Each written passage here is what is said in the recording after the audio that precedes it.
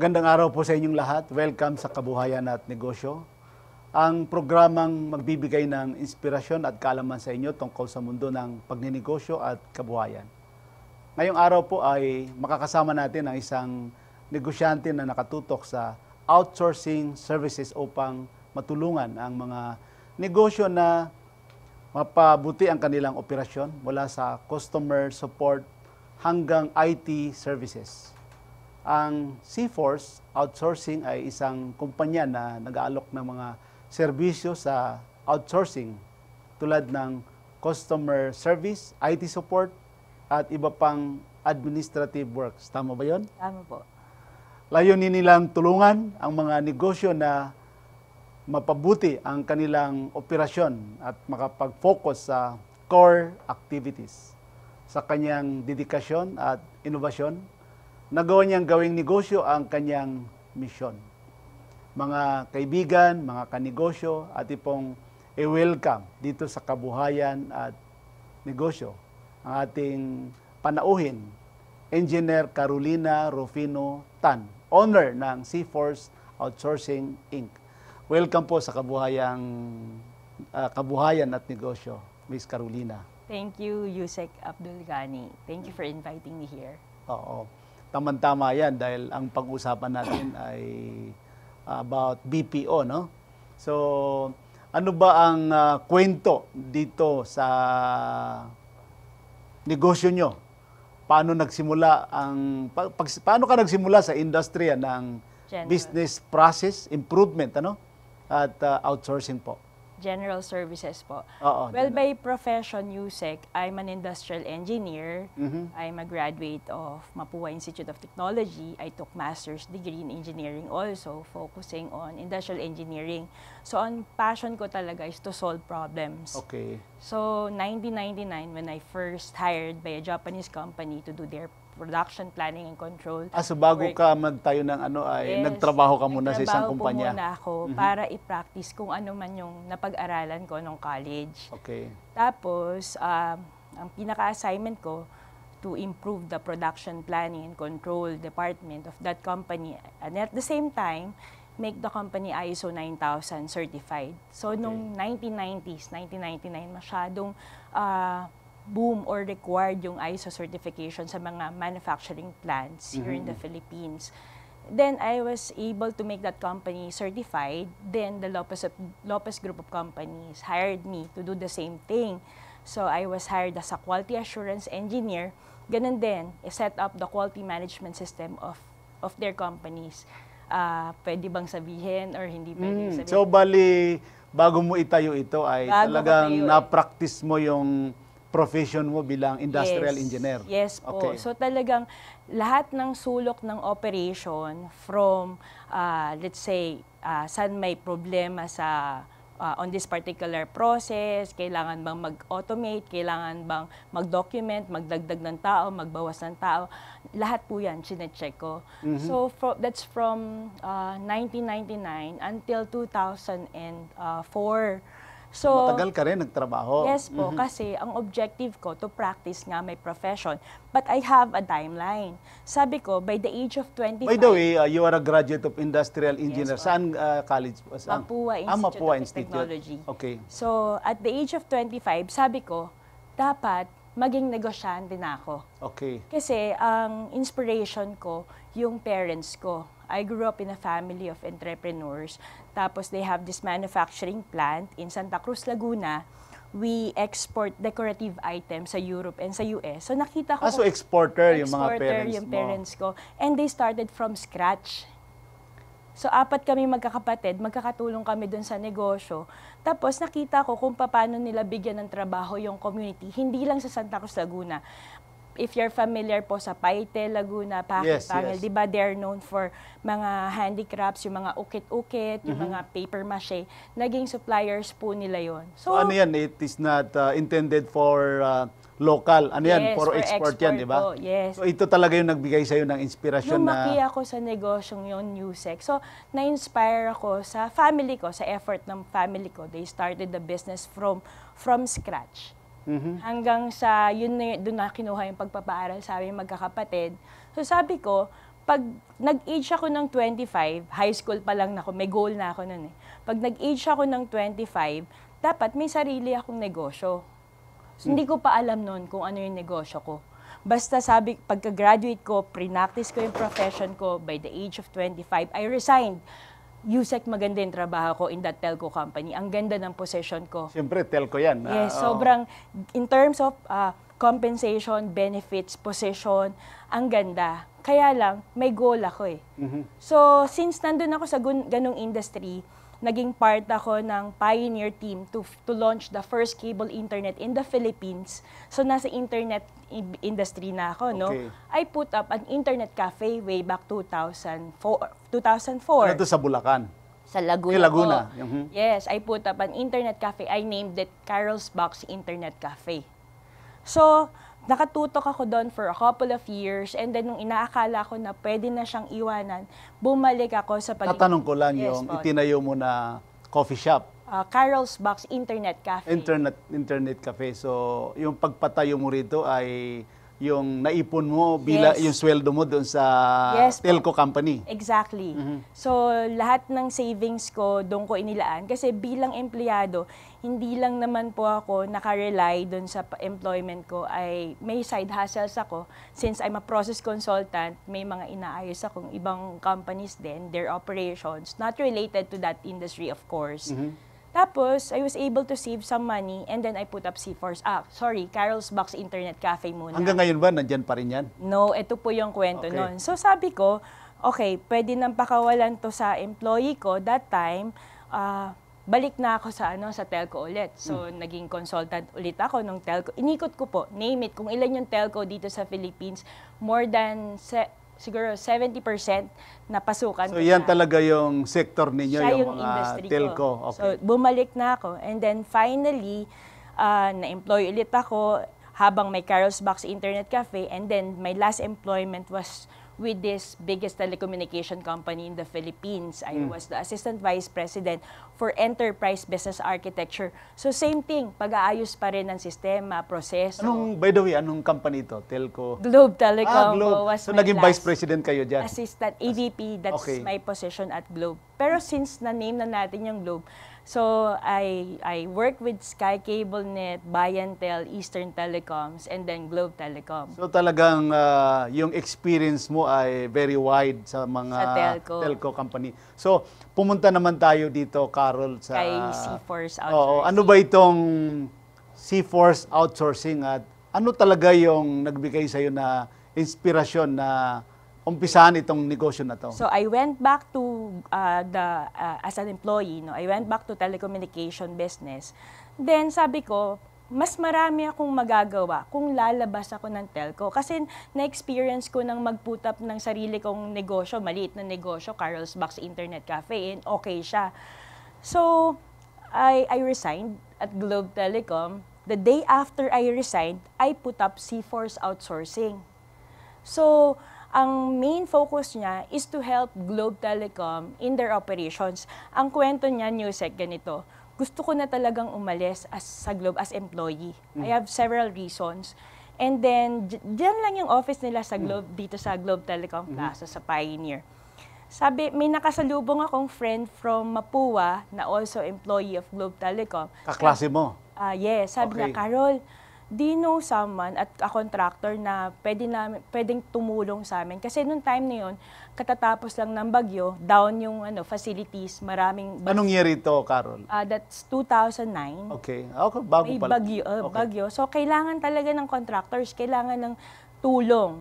So, sabi ko, anong kailangan? Kailangan ng vehicles, linemen, kailangan ng operations, ganyan. Ilan ang kailangan?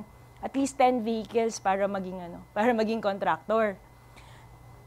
Sabi ko, tingin ko kaya ko naman kasi may savings naman na ako. So, kaya mong bumili ng 10 vehicle na at that time? Right then and there, sabi ko, I know someone. Sabi niya, sino? Ako. Paano mo gagawin? Believe me, kaya ko. I resigned. And then, there's a time na ito yung connection between Carol's Box Internet Cafe and C-Force Outsourcing. There's a time na may overlap year siya na contractor ni Globe. Habang si Carol's Box nagpa-accredit as third-party agency to do selling of Globe Broadband in Laguna through telesales. Si C-Force Outsourcing naman is doing door-to-door selling and installation and repair. So, yun na yung start ng C-Force Outsourcing. Until such time na sabi ko, okay, pwede na nating i-stop si Carol's Box and I'll focus on C-Force Outsourcing kasi napalaki. So, nag-focus ka na? Nag-focus na ako. But there's continuity from Carol's Box Internet Cafe to C-Force Outsourcing. So, itatanong ko lang sa iyo, Carol, ano ba yung mga naging challenges mo sa pag-umpisa dito sa C-Force at paano mo naman ito na-survive, paano mo ito nalagpasan, Carol? Okay. Number one challenge, the reason why I want to resign as an employee of Globe Telecom, struggling yung business namin, yung manufacturing business ng parents ko. Ito yung export? Exporter. Kasi tinamaan tayo ng economic crisis. Di ba? 1998. Yes. Nasunugan kami. Financial crisis. Yes. Ano yan? Ramdam yan natin sa Pilipinas. Tapos, 2003, nasunugan yung factory namin. So, kailangan ko talagang magkaroon ng bagong negosyo para makatulong ako sa parents ko.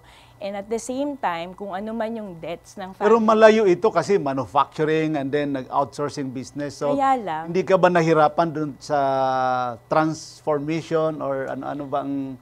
Yusek, mahirap siya. Kaya lang, nung time na yon, I need to decide. Kapag lahat ng funds na naipon ko, ilagay ko sa negosyo ng parents ko, na palubog na ng time na lulubog kaming lahat. Oh, at that time, financial crisis, naging sunset industry, yung manufacturing sa export. No? Yes. So, sabi ko, kailangan kong mag-iba. Ang background ko is telco. So, sabi ko sa father ko, pa, tulungan mo ko. Itong negosyong pinapasok ko, pang lalaki, kailangan ko ng vehicles. Tapos, ang mga empleyado ko, puro linemen, technicians. I need you pa dito sa trabaho. And then, biggest challenge, nag-start ako noong 2009. A month after I set up, yung naghahanap na ako ng vehicles, namatay yung father ko. Cardiac arrest, depression. Hindi niya nakinaya yung problema sa negosyo. Oh, very stressful yun kasi pabagsak na yun. Yes. So, namatay siya. Now, after his death, sabi ko, hindi pwede akong umatras. Naumpisahan ko na may contract ako. Ayokong masira yung pangalan na in-establish ko sa telco industry. So, ako lang, all by myself. Nagawa ko siya. So, ibig sabihin yung mga requirements ng mga vehicle ay nagamit mo yung mga vehicle ng company ng parents mo? Or? No. Nag-source po talaga ako on my own since may naumpisahan na kaming paghahanap ng father ko ng negosyo. Yun yung bonding namin sasakyan. So, tinuloy ko lang. Sabi ko, sige, maghanap ako. I don't know, for whatever reason, pakiramdam ko, I'm well guided. Guided niya ako, nasa taas. At saka guided ako ng full support yung mga parents mo. Ganun ba yun? Or... Hindi ko masabing full support kasi nung time na yun, nagmumorn yung mami ko at saka yung 3 kapatid ko. So, ang daming challenges kasi I need to focus on setting up this new business habang kailangan kong i-shutdown yung utak ko na patay pala yung tatay ko. Talagang may kakayanan palang taong isipin na hindi nangyayari yun. Parang in denial ako just to focus on what I want to achieve. So, nag-run si C-Force from 2010, February 15, 2010. And then for more than 4 years, that was the time I was paying the debts of my family business kasi naiwan, it's not yung mga insured. utang, oo. Yes. Ikaw nagbabayad sa mga utang. It was not insured, lahat, dahil high risk daw. So lahat ng debts, ako yung kailangan kong magbayad. So talagang focus na focus ako.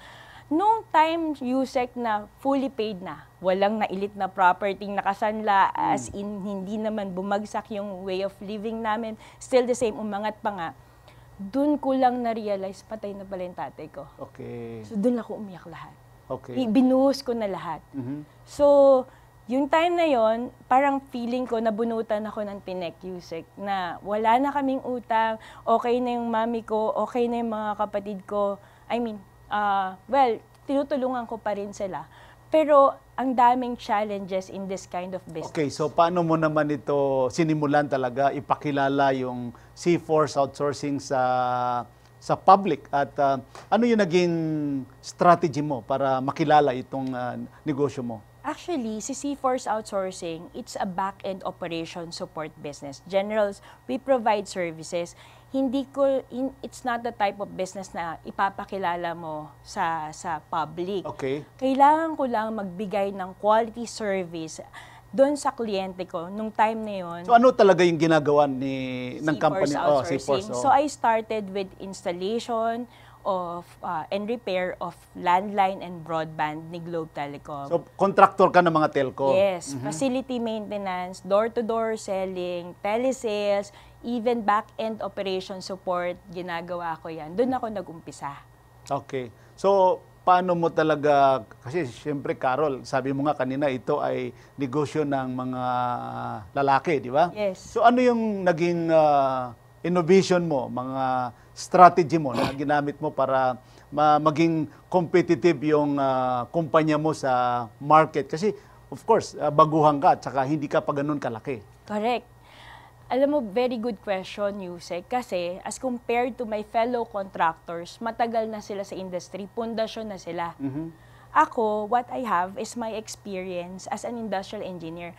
Yung tiwala ng telco sa pangalan ko na malaki na i-contribute ko sa telecommunication industry, yun yung pinanghahawakan ko.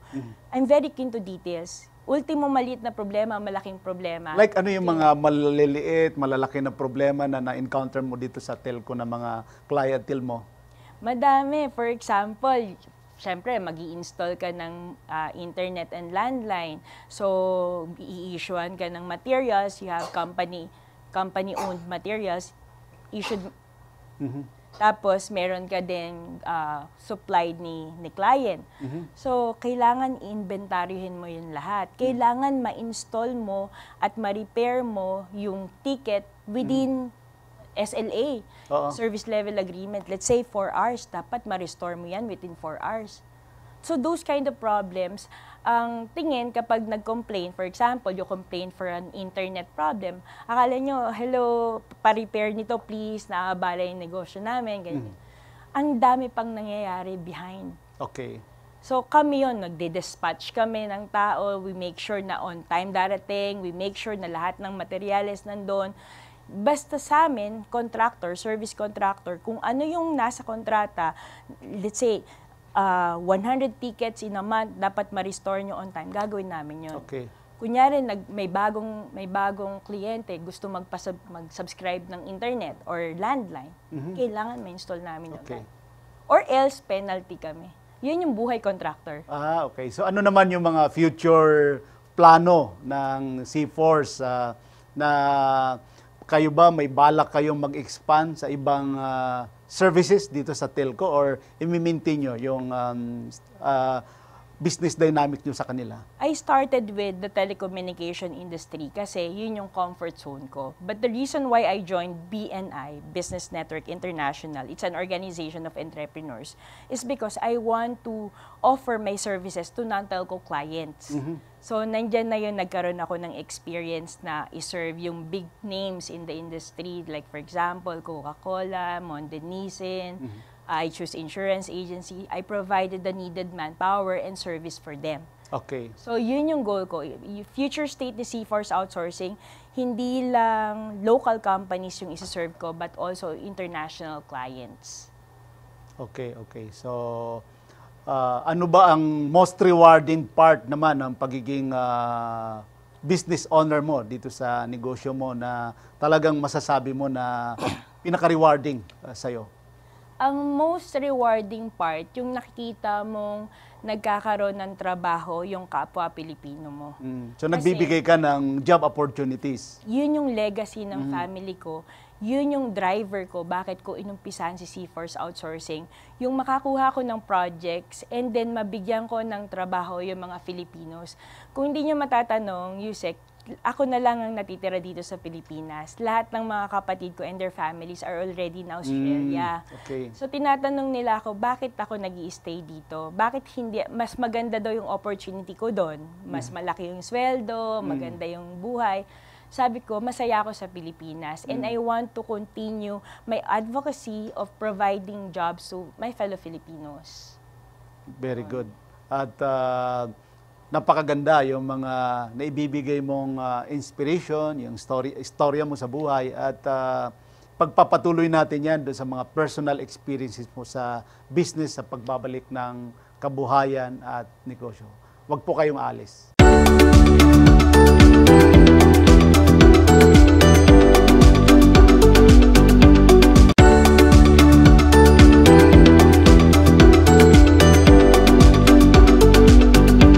Nandito pa rin po kami ni Carol sa Kabuhayan at Negosyo. Carol, sa dami ng kumpanya, mga telco, di ba, na natutulungan nyo, nakaka-transact nyo, ano ba ang pinaka-common na pagkakamali ng mga negosyo pagdating sa kanilang operation at quality assurance? Ang common na pagkakamali sa tingin ko, yung hindi natututukan yung negosyo. Kasi tayo mga Pilipino, karamihan ng mga Pilipino, 'di ba? Focus sa pagka-graduate, dapat magkaroon ng employment, maging employed sa isang company. And then pasasagi minsan sa isip natin, ay kailangan ko nang magnegosyo. Tapos gagawin na yun lang yung business on the side. Ang nangyayari, half-hearted lang dun sa business.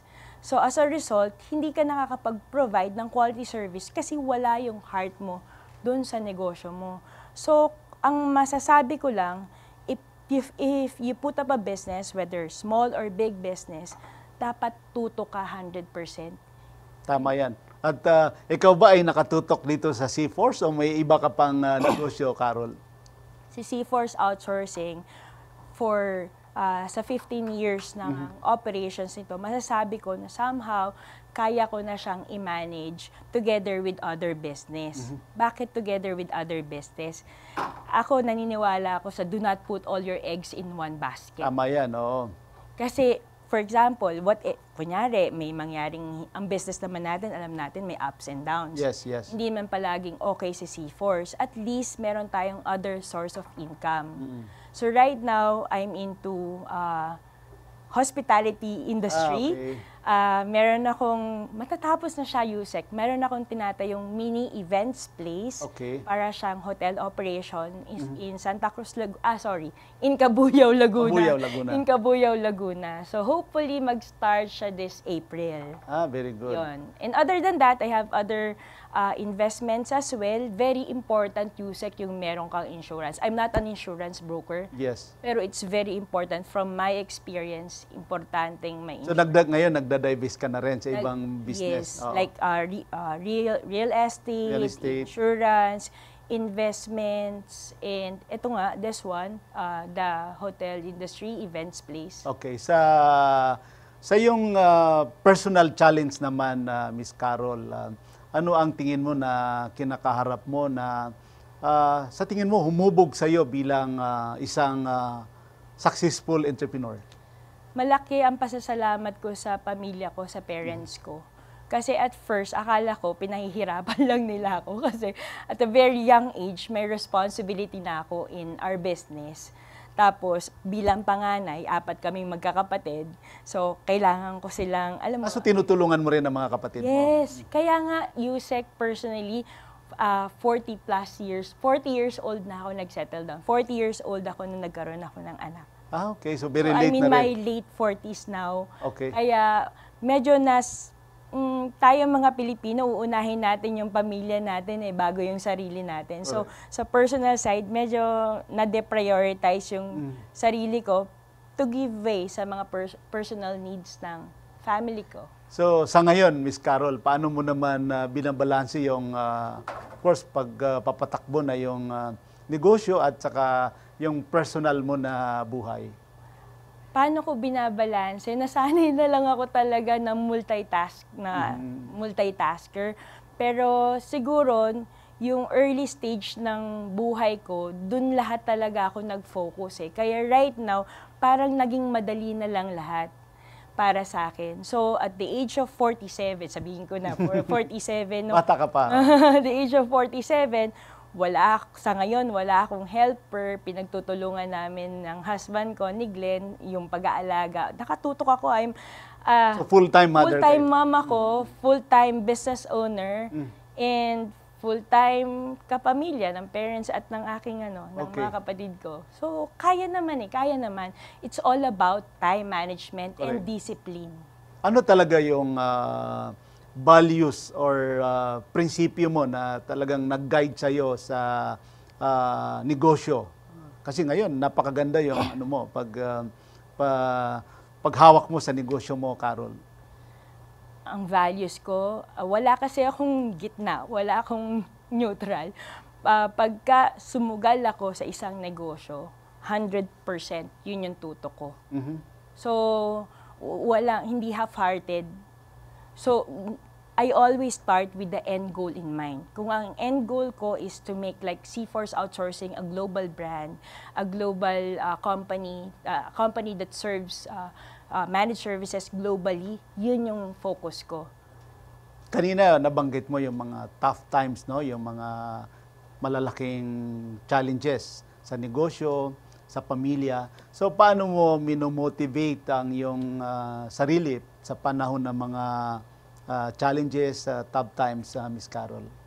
Paano ko minomotivate, Yusek? Feeling ko kasi ganito, wala nang mas masakit sa ngayon para sa akin, yung mawalan ka ng mahal sa buhay.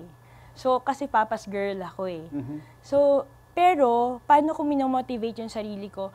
Malaki yung paniniwala ako sa Kanya, kay Lord. Kasi hindi niya tayo bibigyan ng kahit anong challenge, kahit anong problema na hindi natin masosolusyonan. So, pag may dumating sa akin problem, feeling ko, pine-prepare lang ako for a bigger opportunity or for a bigger work. So, ganun ko lagi siya tinitingnan. I always look at the bright side.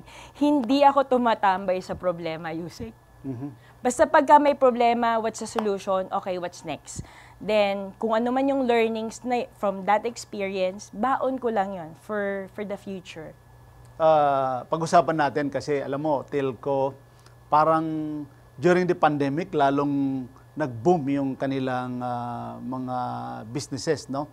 At saka, of course, yung mga other worldwide problems, political turmoil. So, paano ito nakakaapekto sa negosyo mo, itong mga kalamidad at saka itong mga nabanggit natin na mga problema, lalong-lalo na sa sector ng telecommunication? I must say, nung time ng pandemic, yun yung peak ng negosyo ko kasi kailangan natin ng communication. Pagdating naman sa natural calamities, affected talaga yung telco kasi pagka, alam natin, center ng bagyo ang Pilipinas, earthquake, pagka nasira yung facility, natural, tatakbo kami para ayusin. So, yun yung pinaka-peak namin. Habang yung iba nagpapahinga, yun yung time na mga may bagyo, bakasyon ng tao, yun naman yung pinaka-busy naming work. Kasi communication, hindi dapat mawala yung communication sa atin. Oo, napaka-importante yan. Yes. So, mayroon ba kayong mga plano upang mapalawak ang yung IT support capabilities sa mga susunod na taon? Yes, definitely, Yusek. Ako, I focus on the continuous growth of C-Force Outsourcing, continuous improvement of our operations, tuloy-tuloy yung research and development, trainings, at naniniwala ako sa pag-aaral. Yes. So sa akin, continuous learning, very important yan. Kasi, for example, dati, pag tinap ako yung services ko as a process consultant, o Carol, kailangan mong ayusin yung sistema nito, make it like a 1-hour process, make it 30 minutes, for example. Dati, mano-mano mo nang gagawin. Ngayon, kailangan na ng automation, kailangan na ng AI. So, continuous yung learning. Hindi Yan na nga itatanong ko sa iyo, yung technology ngayon, Miss Carol. So, ano ba ang mga initiative mo dito sa pagpapaunlad ng IT infrastructure sa kumpanya mo para makasabay sa napakabilis na pagbabago ng teknolohiya? Kanina na nga lang, before ako nagpunta dito, I was preparing a proposal, and the requirement is process improvement and documentation with the use of automation. So, kailangan i-automate yung processes. So, sabi ko, paano ko i-automate? There are some parts of the system na hindi kailangang i-automate, but there are some things na kailangang i-automate. So, I need to upgrade. I need to learn AI,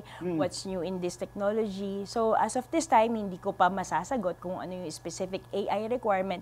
But for for now, yung workflows, there are workflows na pwede talagang i-automate. Oo. So, dito naman sa role ng customer support, Ms. Carol, gaano kahalaga itong role ng customer support at IT support sa pag-check na smooth ang experience ninyo sa mga subscribers? Well, as customer support, syempre, kami yung bagsakan ng problema ng clients.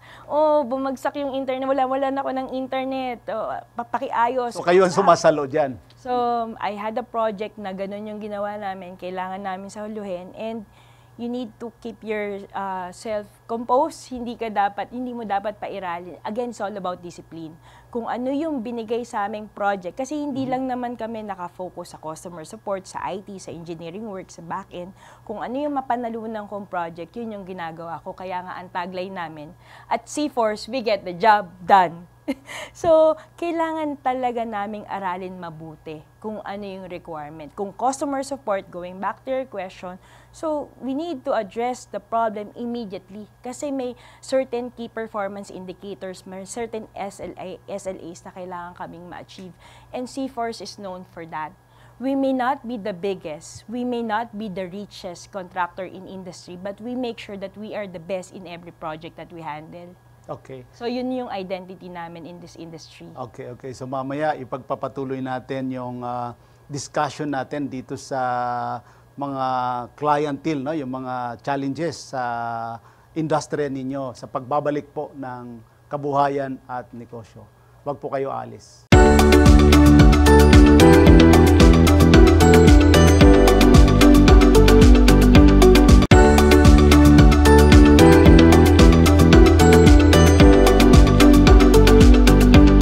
Nandito pa rin po kami ni Ms. Carol dito sa Kabuhayan at Negosyo. Kanina ay gusto ko itanong sa iyo, Ms. Carol, ano ba yung mga hakbang na ginagawa ninyo sa kumpanya nyo upang mapabuti at sustainable yung kumpanya dito sa IT services? Okay. So, para maging sustainable yung business, babalikan ko yung sagot ko. It's continuous learning, continuous research and development. Dapat hindi ka lang basta, kunin mo tong service namin. The typical sales na benta. No.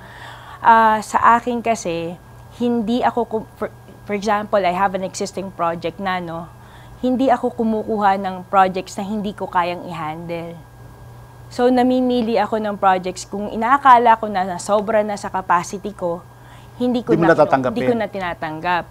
Kasi at the end of the day, ang focus ko is to provide quality service. And even before I get that project, I make sure na pinag-aaralan ko. Like for example, the most recent project na tinututukan ko ngayon, kailangan ng automation, kailangan ng i-incorporate yung AI. So, those things, hindi siya parang overnight, sige, kaya ko yung gawin. Kailangan talagang pag-aralan. Doon naman papasok yung engineering profession ko. Okay. Ngayon, Carol, hindi ko talaga maiwasan itanong ito dito sa mga lugar na mga mahihina ang signal, di ba? Lalo na in the far-flung areas. Paano nyo po tinutugunan ang mga issue ng connection at coverage sa mga lugar na talagang mahihina ang signal?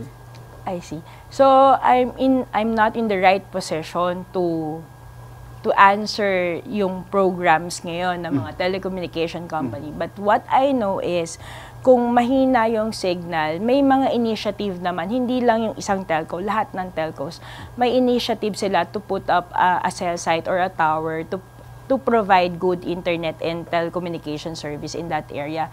It's just that masyadong costly and hindi siya agad-agad. For example, in area 1, 2, 3, kailangan walang signal, kailangan agad-agad. Hindi siya ganun. Kasi there are consideration. Like for example, pagkuha ng right of way, cell site, permits, etc. Budget number 1. Okay. So, dito sa industry nyo, no, sa telecommunication, paano nyo sinisigurado na yung seguridad ba ng data ng mga client nyo? Kasi, di ba, yung data privacy natin, oo. We definitely follow the Data Privacy Act of the Philippines. Hindi kahit siguro hindi sa telco, kahit sa ibang industry, hindi basta-basta binibigay yung information, lalo na sa medical industry, ganun din, ng kliyente. So, we have systems in place in our company and even the clients that we handle, very secured talaga yung data natin dyan. Oo. Miss Carol, ano ba ang natutunan ninyo sa experience ninyo dito sa telco industry at siguro baka maaring i-apply mo rin sa ibang negosyo at baka pwede natin i-share sa mga taga-panood natin, mga suki natin dito sa kabuhayan at negosyo? Actually, Yusek, yung natutunan ko, hindi lang sa telco industry. As mentioned, umikot na nga ako eh. Ang dami, Nag-serve, right now, I'm serving not only telco industry but other industries. Ang natutunan ko, dapat kung ano man yung ibigay sa yung project, kung ano man yung ibigay mo sa yung trabaho, tutukan mo kasi pinagkatiwalaan ka ng company na to or ng tao na to na i-handle yung project na yon. So, you must have accountability. So, kung sinabi mo, okay, matatapos ko yan within this lead time, within this budget, make sure na matatapos mo yon. Kahit hindi pa to telco, kahit non-telco projects, basta you're accountable on the things na hinahawakan mo or ginagawa mo, yun yung very important. You keep your word. Kasi doon ka dapat makilala. Uy, si C-Force Outsourcing, si Carol Rufino, kapag sinabi niyang, i-deliver ko yan on this date with this quality, gagawin niya. I'm true to my motto that we get the job done. Good, good. Mayroon ba kayong maipapayo sa mga aspiring entrepreneurs or yung mga kababayan natin na may mga negosyo na medyo, alam mo na, medyo nahihirapan, na may mga pinagdadaanan, baka mayroon kang aspiring, dito sa mga aspiring entrepreneurs, baka mayroon kang advice sa kanila, Miss Carol. Yes po. Sa mga aspiring entrepreneurs, huwag kayong matakot sumugal sa negosyo. Hindi gambling huwag kayong matakot magnegosyo. Lakasan nyo lang yung loob nyo. Kasi, again, if you start with the end goal in mind, dun kayo dadalin. And hindi pwedeng half-hearted lang. Kapag sinabi mo, gusto kong magkaroon ng manpower, you work hard for it. As in, bigay mo yung utak mo, yung puso mo, yung sarili mo to make it happen. Ang tingin kong difference ng isang successful na tao sa not so successful na tao, kaya niyang tutukan, kaya niyang ibigay ang lahat. Parang kahit anong obstacles pa yung dumating, kahit anong challenges yan, challenges lang yan. Diretso pa rin yung goal niya. Hindi siya nagpapadistract. Focus lang. Sabi nga problema lang lang yan. And once magkaroon kayo ng problem, stay positive. Kasi those problems are blessings pa rin. Why? Kasi pine-prepare lang kayo to a bigger, kung ano man yung much better mas maganda. Opportunity. Correct. Yes. So, focus lang. Ano ba yung mga natutunan mo sa dami ng mga negosyo na talagang nasubukan mo na gusto mong i-share sa mga suki natin dito sa kabuhayan at negosyo? Ang masashare ko lang, pag nagnegosyo ang isang tao, hindi yan palaging nasa taas. May times na babagsak ka. Like sa C-Force Outsourcing, may mga challenges din kayo, syempre. 2023, after pandemic, yun yung challenge ko. 2023, 2024, 2025, ngayon lang paulit ako nagte-take up. Okay. Kapag may challenge, wag mong tambayan yung challenge na yun. Solusyonan mo. After mo masolusyonan, then go straight. Gawin mo kung ano yung end goal mo, kung ano yung output na gusto mong mangyari. Hindi pwedeng sa isang negosyante, hindi pwedeng iisipin ko lang, tapos mag-iintay ka lang na mangyayari na. No, walang magic. Walang negosyo, walang trabaho, kahit you're empleyado, na hindi mo pinaghihirapan. Dapat paghirapan mo. Skyrocket na tinatawag. So, ano ba sa palagay mo, Miss Carol, ano ang mayroon ka bang maibibigay na maisi-share na formula na lalo na yung mga nag-uumpisa, mga maliliit para makisabay dito sa mga malalaking kumpanya na Miss Carol? Yung mga nag-i-start pa lang, kasi kung iisipin mo yung competition, ma-overwhelm ka, madidistract ka lang. Kahit ako, ang dami kong malalaking companies na, kumbaga, kakompetensya ko ngayon sa industry. Pag inisip ko sila, madidistract ako. Wala naman akong control sa operations nila. Wala akong control sa business nila. So, ang ginagawa ko, nagfo-focus lang ako sa sarili ko. Ano yung kaya kong i-offer, ano yung pwede ko pang i-provide na tingin ko hindi advantage ko over these big competitors na yon. So, yun yung for example, actual example to USEC. I have this very big company na competitor ko talaga in this managed services business. Kaya lang ako, ang lagi kong sinasabi sa tao, magpasalamat tayo, may trabaho tayo. Kung tingin nyo out of scope yung pinapagawa sa atin, gawin pa rin natin kasi nagtitiwala sila sa atin na kaya natin gawin, kaya ibinibigay nila. Huwag nating isipin na, wala naman sa contract yan eh. No, do extra service, do extra mile, lumabas ka. Basta ang goal natin, mabigay natin yung needed deliverables ng client natin. Tsaka na nating isipin yung hirap. Kasi at the end of the day, learnings din yan. So I always motivate my employees kasi they're not just my employees, they're my teammates. Parang dinuduplicate ko lang yung sarili ko through sa kanila. So that's the way I work. Gusto ko ganun din sila. May parting words ka ba, Miss Carol? Message sa mga suki natin dito sa kabuhayan at negosyo, mga kababayan natin, your parting words. My parting words, again, wag po tayong matakot magnegosyo. Mag-umpisa tayo hanggat bata pa. Pero kapag tayo nag-umpisa ng medyo latter part na ng buhay natin, okay lang yun. There are businesses na nag-uumpisa late na. Basta sa atin, for as long as klaro yung objective natin, ano yung gusto natin makatulong sa kapwa, anong gusto nyong result, focus on that. And everything will happen naturally. Salamat sa iyo, Carol. At kulang na kulang ang ating oras. Siguro may part 2 pa na episode natin. Salamat sa iyo sa pag-share ng mga lessons sa mundo ng negosyo, Engineer Carolina Rufina Tan. Isang patunay na ang tamang kombinasyon ng sipag, tiyaga at malasakit ay isang gumawa ng negosyo na hindi lamang kumikita, kundi nagbibigay din ng halaga sa ating buhay. Sa ating pong mga tagapakinig, sana na-inspire kayo ni Miss Carol sa episode na ito. Lagi po nating tatandaan, ang tagumpay ay nasa kamay ng taong handang kumilos, magtiwala sa kanilang kakayanan. Hanggang sa muli po, ako si Gani Makatuman, nagpapaalam at nagpapasalamat sa inyo. Patuloy po natin suportahan ang mga lokal na negosyo at kabuhayan.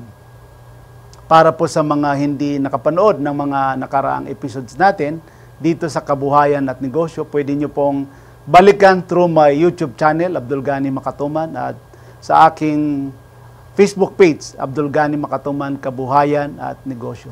Siyempre, huwag natin kalimutan mag-like, mag-subscribe at i-follow na rin natin para sa mga updates at mga bagong episodes. We at Kabuhayan at Negosyo are one with the government in our commitment to help Filipino entrepreneurs improve their lives. Lagi po nating tatandaan, kahit anumang problema, kahit anumang sakuna, kayang-kaya natin ito. Ako po si Gani Makatuman at ito po ang Kabuhayan at Negosyo.